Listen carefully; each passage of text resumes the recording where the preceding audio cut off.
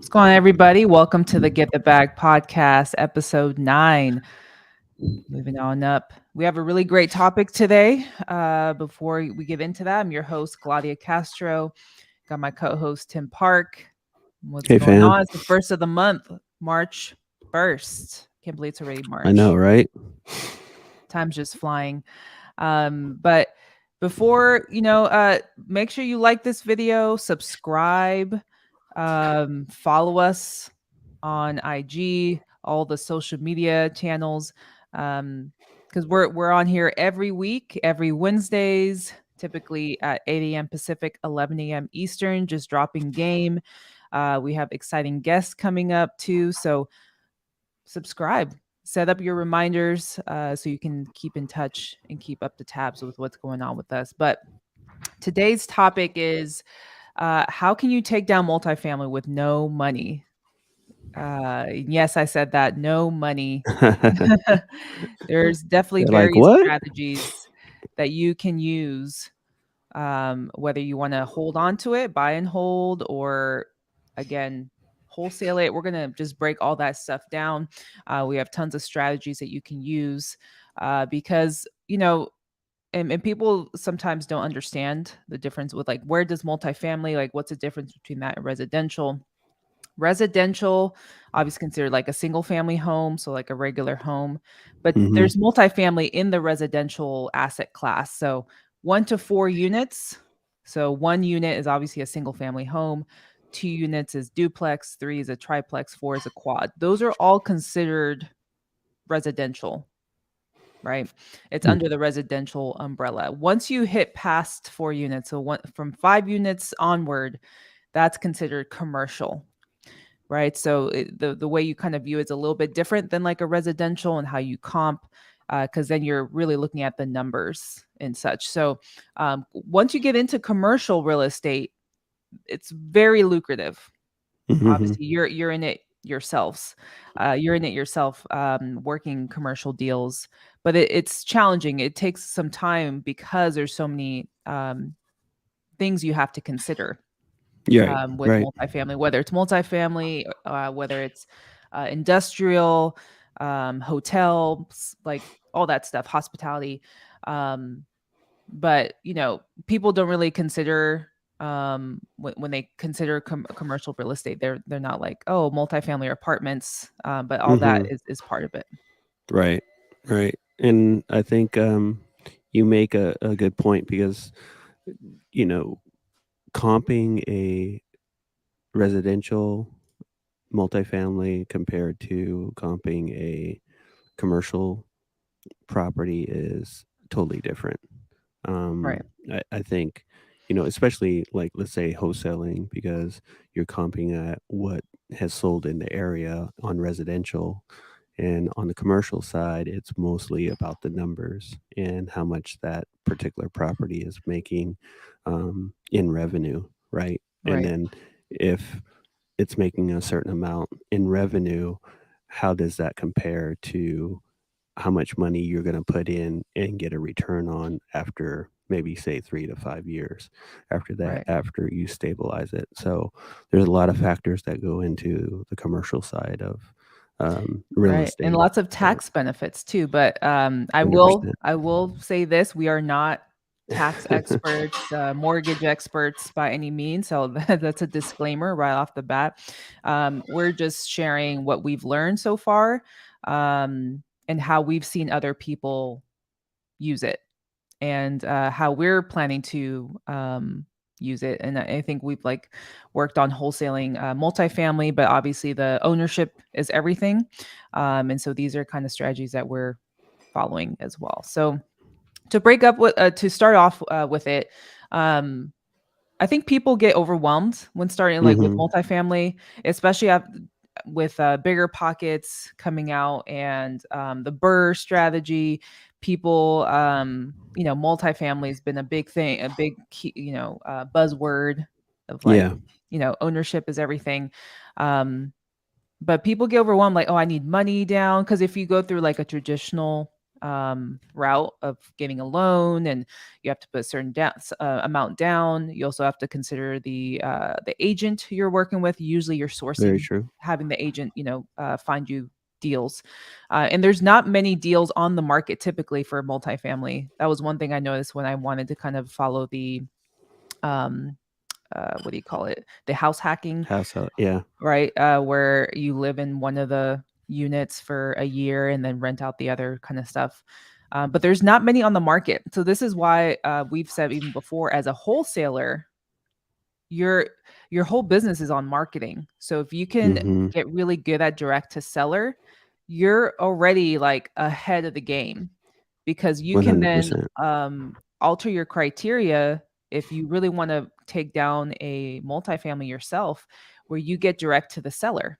Now, usually with multifamily, you're dealing with more experienced sellers, sophisticated. They know something, but there's still those mom and pop landlords, owners who own multifamily. But the biggest thing, and we've mentioned this before, is partnering up with other investors, Yeah. um, to take down multifamily. This happens all the time, but you have to kind of find like what your where your strengths are. So some people, for Mm-hmm. example, like they still have a 9 to 5. They can qualify for a large loan, and maybe the other partner is really good with systems, or has a good operating system with, like, hey, I have a property manager, I have boots on the ground, I can manage the property. Like, these Mm-hmm. sort of things are usually hand in hand, where you can kind of like share your skills or contribute your expertise and skills, right? Right. And then marketing as well, and then you split the difference Mm-hmm. with the profits. So that's a good way, where it's like, hey, Tim, you and I partner up. I qualify for $1 million loan. Let's take down I don't know, a 50 unit, 100 unit somewhere else that's not in Cali, because that's not really going to Mm-hmm. get you. That probably gets you a good quad or Right. something, Right. out here in LA at least. Um, and then it's like, and then Tim, let's just say Tim lives in, I don't know, maybe in Kansas City, and you're like, hey, I got Mm-hmm. my connections there. Um, let's partner up. Hey, you manage the operations. I just make sure the money's there, and whatever other skills I contribute. So that's a great way to partner up. Now, there's other more advanced strategies like Right. syndication, right? Where you Mm-hmm. like pay somebody else to do all the management for you, then you just collect Yeah. whatever Mm-hmm. profits. Right. More of a passive investor type of situation. And there's opportunities for that.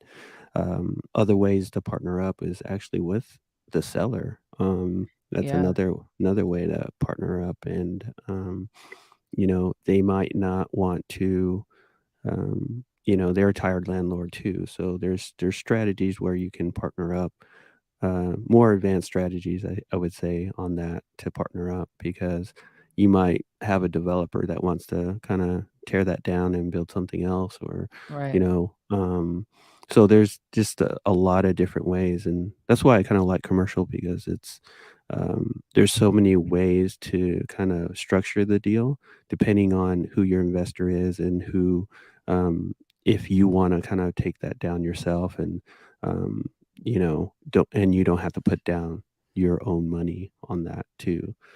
Um, Right.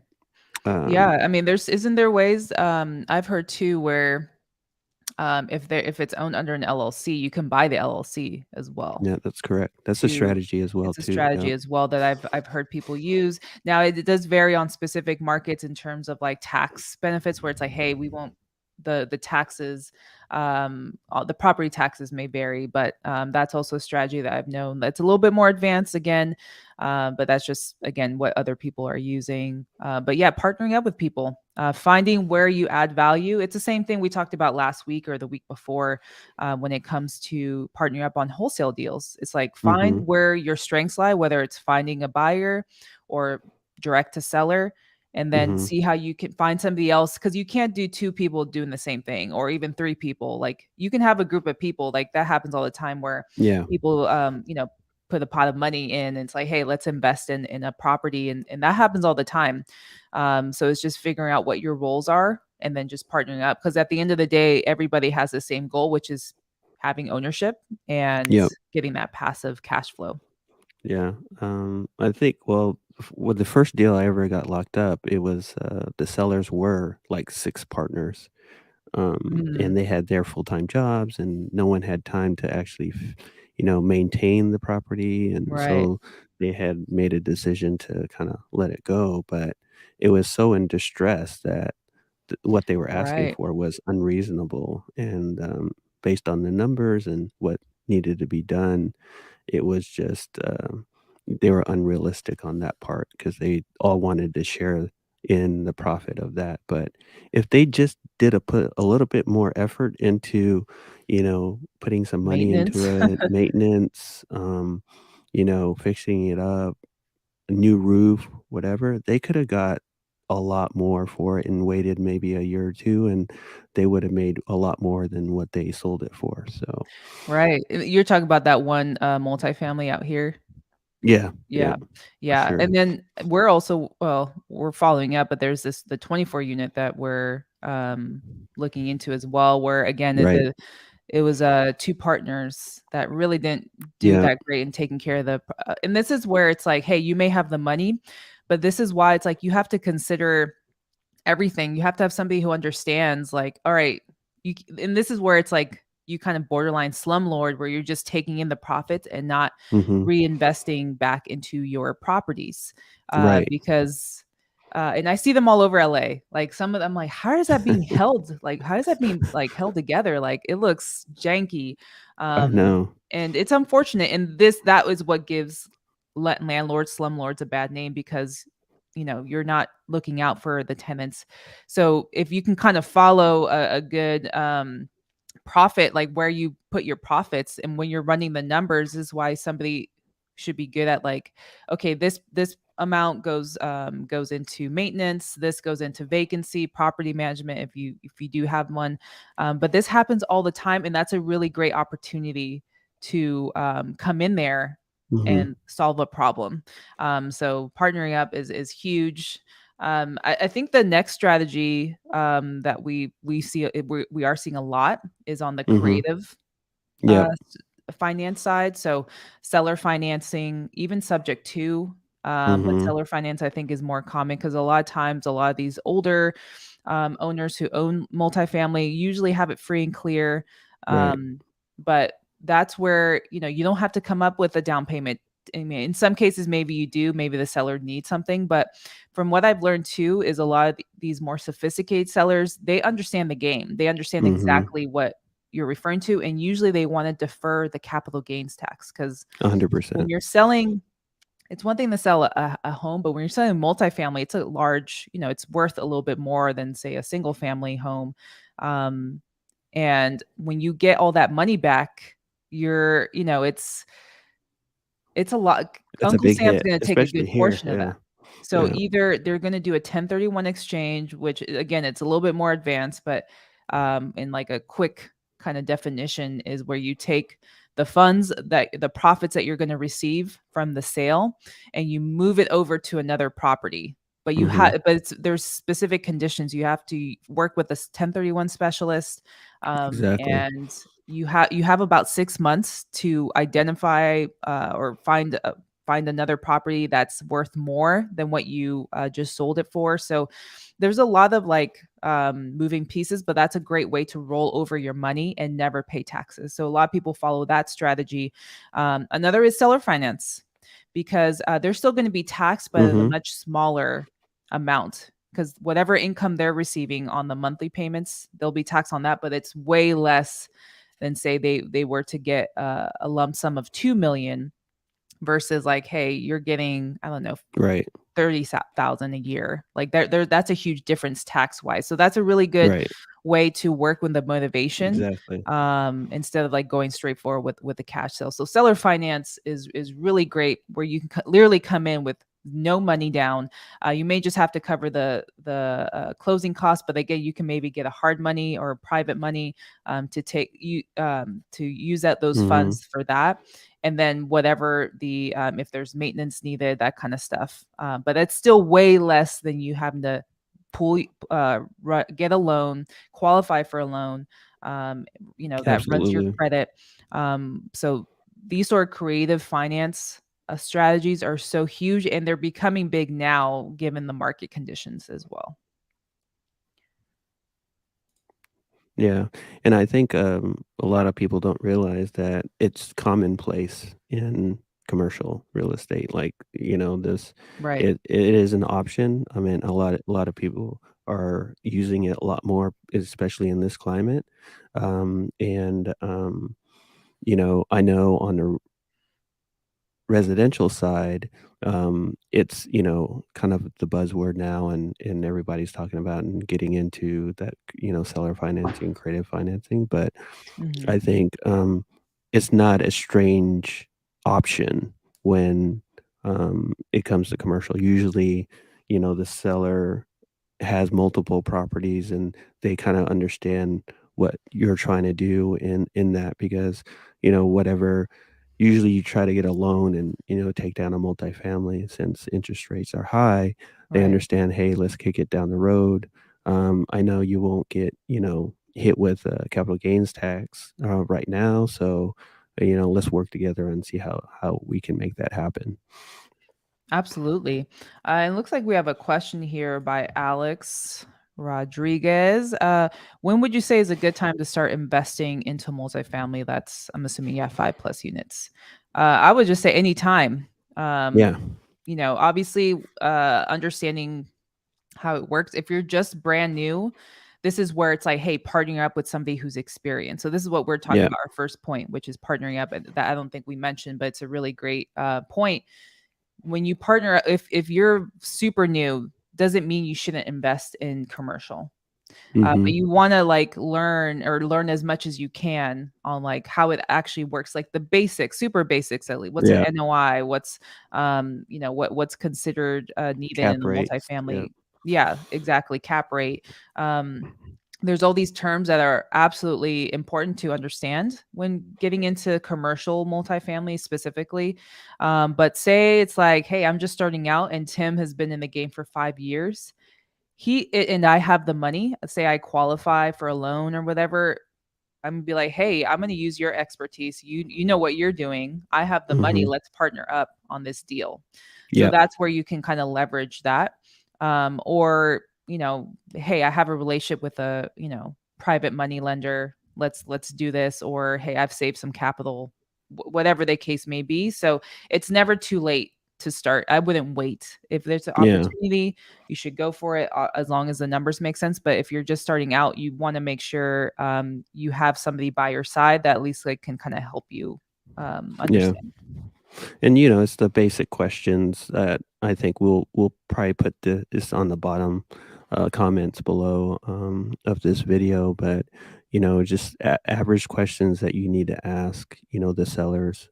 So when you do partner up with an investor, they're going to who is maybe savvy and has the money, they're gonna ask these exact same questions to you.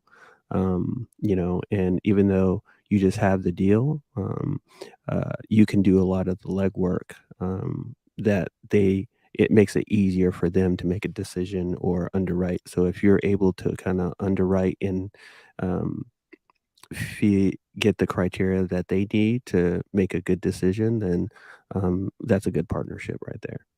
Right, right. And that's it's kind of the same thing we were talking about wholesaling, where it's like Hmm. when you partner up with somebody, or even like, hey, whatever the buyer is telling you, I'm gonna take that information back and communicate to the seller. So it's very things are really in parallel. They're very similar. Um, the next strategy, so we've talked about partnering up with other investors. We've talked about seller financing or creative finance. Along with like Yeah. subject to, where again you take over the mortgage, but again I don't want to get like too into that. But the next one is what I talked about earlier, which is house hacking. Yep. And so house hacking, for those who kind of are just joining, is where it has to be residential first off, and we just mentioned earlier in the call, residential is considered 1 to 4 units, so from a single family home to a duplex, triplex, or quad. That's considered residential.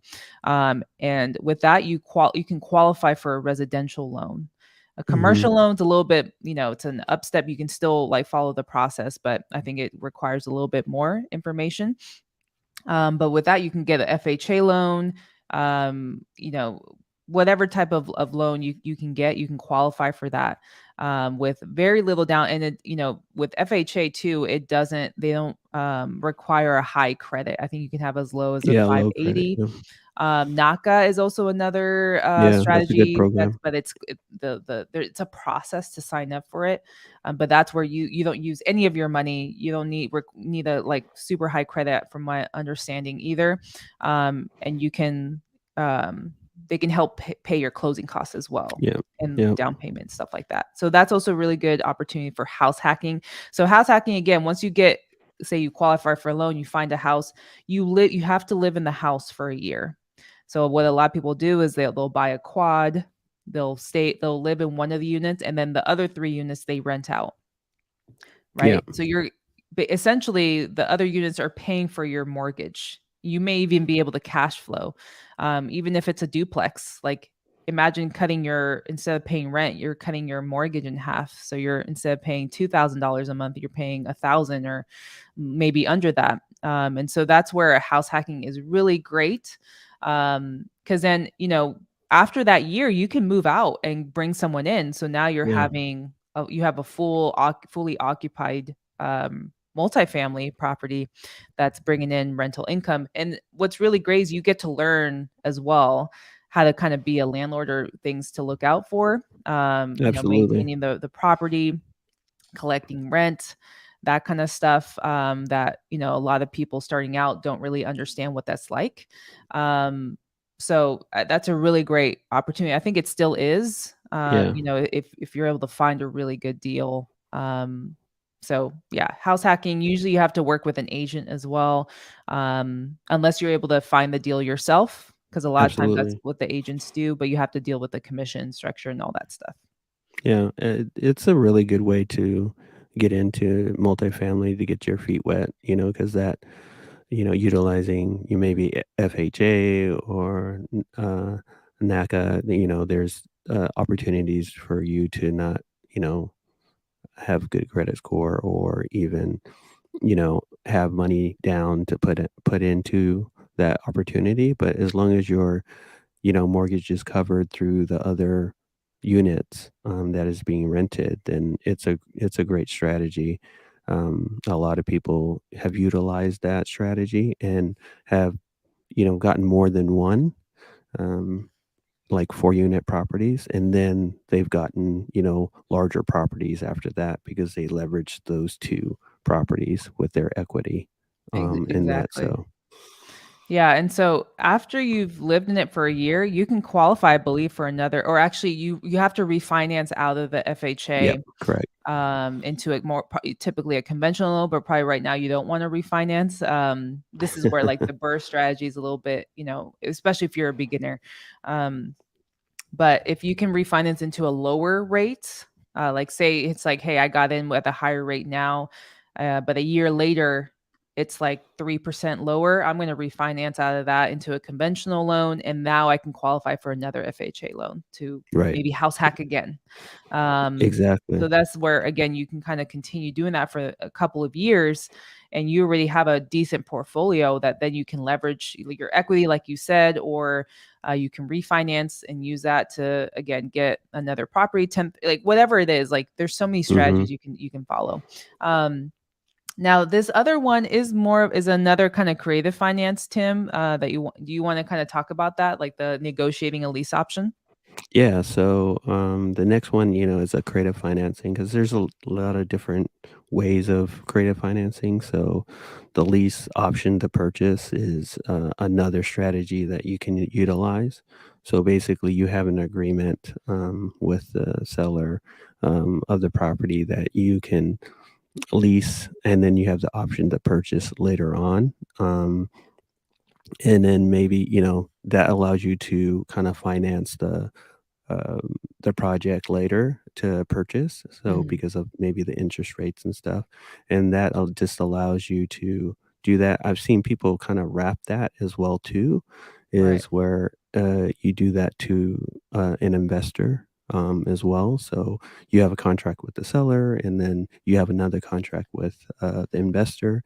So they know that they need to put down X amount, you know, uh, for a down payment, and then you kind of collect that down payment, and then you have a higher lease agreement for that investor, and then you just make it a year before your time is to buy for the current seller, and then say, let's say it's 24 months, and then you decide to, for the investor it's 12 months, so you have that cushion just in case something goes wrong in that strategy. But um, all of that needs to be kind of laid out into the contract, and there's probably specific contracts that protect you as an investor that's going to do the lease option. But it's definitely a option that a lot of people use, and it's even used in residential as well too, so. Yeah, and for that one, you probably wanna consult with a real estate attorney as well to Mhm. get, like, those sort of contracts and making sure everything is good to go.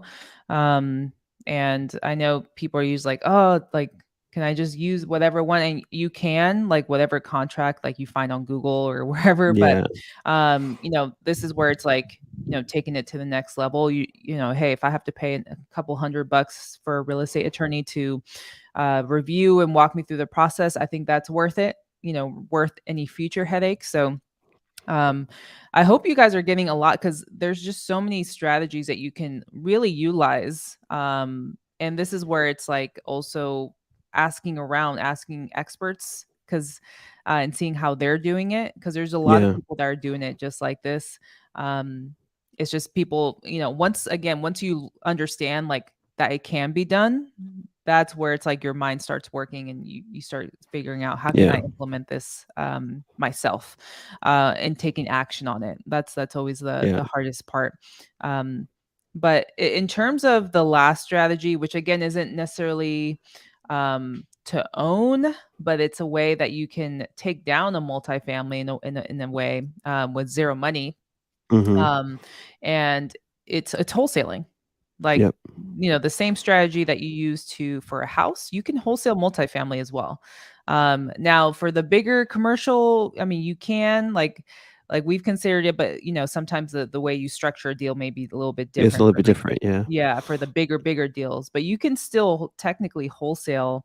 And wholesaling again for those who are new, any audience kind of joining in, it's you're kind of the middle person.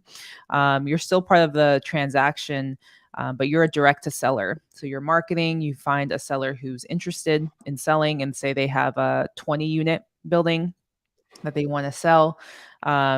With that, you gather all the information and you say you have a buyer in mind who wants a multifamily in that same area. They'll give you their offer price. And then you just try to, your agreement with the seller is under what the buyer is willing to pay for. And then you just collect the difference. Yep. That's really it. Yeah. Now for, a multifamily, you do like when you're wholesaling multifamily, you do have to have an understanding of how it works. So you have to understand the cap rate, Yeah. and ask the seller for financials. So this is kind of stuff we'll probably Mhm. provide in the show notes. But it's asking like, hey, what's the T12s? What's the rent rolls? Like, Mhm. is it 100% occupied? Are they not just like, hey, what's the condition? Um, it has a property been taken care of? It's like, hey, do you have a property manager? Do you have, Right. what's your Exactly. expenses? It's all about the numbers, as I said. That's a different Mhm. difference between commercial and residential. You can't just comp, Yeah. you can't just comp a multifamily like that. You can use that as a guide. Like sometimes, there may be another multifamily that was sold, but for the most part, it's all about the numbers. So if you can gather the financials and then share that with the buyer to kind of, and Mhm. you kind of want to practice and do your own calculations. But the buyer, if they're going to buy a Yep. 20 plus unit, they're going to need the financials so they can do their own underwriting of the deal. And then they would come back of like, hey, we'd have to Yeah. be at 1 million. And so maybe you want to get the seller at 900 or nine something or under that, whatever they're asking for. And so that's where the profits can be quite large in that sense. Yeah. Yeah, 100%. And I think, the questions are very important, especially when you get into commercial real estate, because that builds credibility for you going into asking what the seller, why the seller wants to sell and all of that. but at the same time, when you ask these questions, you're going to be more credible, about doing the deal. Because Right. then, if they're just, hey, give me a price or anything, but it doesn't work that way, especially in the commercial side. Right. It's these are expected questions that they know that they need to provide, for you to underwrite the deal to make sure that you could get them, a price. And, by putting all these numbers in a spreadsheet and it spitting out the actual number that you need to offer, then, you can go back to the seller and say, hey, you know, based on our calculations, it looks like you have too much there's too much expenses. And that's something that you have to worry about when you purchase that property is how do you get the expenses down so you can make more money, right? Right. So Right. these are just like little small things that you have to think as an investor. If you're partnering up with someone that has capital, that's what they're looking at, So it's definitely a situation where you have to ask these questions to get an accurate number of if they're asking too high or it's actually a good deal. Right. Yeah, I think you're definitely spot on. And usually it's a red flag if sellers don't want to provide that information Yeah. either. And sometimes it really depends. Sellers may not want to give it right away, especially if you're underwriting it. They usually want to wait until you have it under contract to provide like all of the information Hmm. where so you kind of just want to be cautious, like as long as the contract is obviously in your favor, where you have an opt-out period, to do your due diligence, and during the due diligence is where you gather the financials, and do your calculations, can share that with a buyer, and do that walkthrough. You want to do a walkthrough through all the units, that Hmm. kind of stuff as well, to verify everything. But if they're really like don't want to share anything, that's usually a red flag of like, Yeah.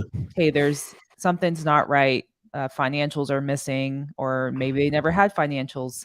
So you have to like pull like bank records, bank statements to verify all the expenses. So there's a lot of owners out there that just aren't as organized, or don't have it together, or maybe they're slumlords as well. So you have to really knowledge is key. So if you kind of know Hmm. when to look out for these signs, you can just be like, you can know how to handle these situations. Yeah, another thing is a lot of these sellers do have commercial brokers. So don't let that deter you because it's commonplace. Like, so that's someone that you would need to network with is that broker because they might have other opportunities or off market opportunities. Because it's just like in wholesaling, like all the investors I know in commercial want it off market. They don't want Right. it to see it in LoopNet or it's been advertised 100 times because they've already seen that deal come through. They want new deals to come through that they haven't seen. They can underwrite and get it, Right. take it down as well too. So that's just another kind of gem that you guys need to think about when you get into multifamily. It's commonplace to have a broker. It's how are Right. you going to structure that deal so you both eat on that deal, or are you partnering up with another investor so you know that a broker is compensated on the seller side, right? And then he's going to ask how much he's going to be compensated on the buyer side as well too. So there's different ways to kind of structure the deal so everybody kind of gets paid, even if you're not going to take down that multifamily. So Yeah, exactly. So everybody can get paid, because they're all like working together on the deal. So really, really great point. And I hope, yeah, we're at the end here, but I hope you guys got a ton of knowledge and information on really how you can take down multifamily with $0. You can find any sort of properties like driving for dollars, or again, networking with brokers, realtors, or even taking one down yourself. There's various mhm. strategies, and just kind of recapping, partnering up with an investor on a deal, whether you're able to qualify for a loan and you have somebody who has experience, you can do that.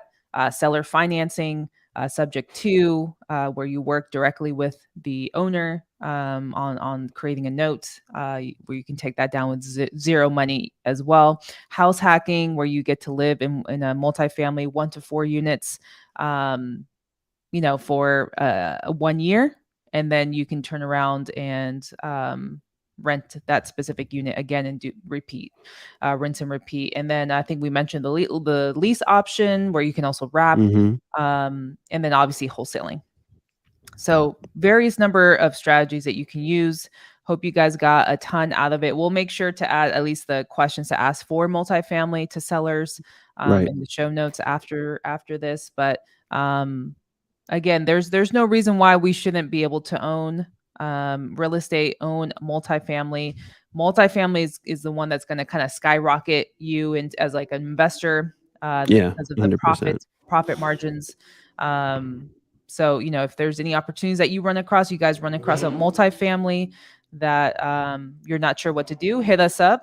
Yeah, hit us up for sure. We're working on multifamily deals right now as well, on specifically wholesaling. But if it's an opportunity where we can take it down, that's something we're also interested as well. So, anything you want to leave the audience with, Tim, before we hop off? No, I think this was a great episode. I know a lot of people hit us up about, what questions to ask and, to get into this field. But, don't be hesitant to get into it. Just kind of jump in. And you have, two people right here that will be able to help you out or even, guide you in the right direction on, trying to get the deal done. Yep. Perfect. Well, appreciate you guys again. Hope you guys have a great rest of your week. We'll be back next week, next Wednesday, the 8th, I believe. We'll have actually a guest on. We're talking about getting your mindset right, mentality. We have our good friend Dalen from the U joining us, so it should be a really, really great conversation. Our Hope guy you guys see Dalen. you there. Have a great rest of your week. Have a great weekend. See y'all later.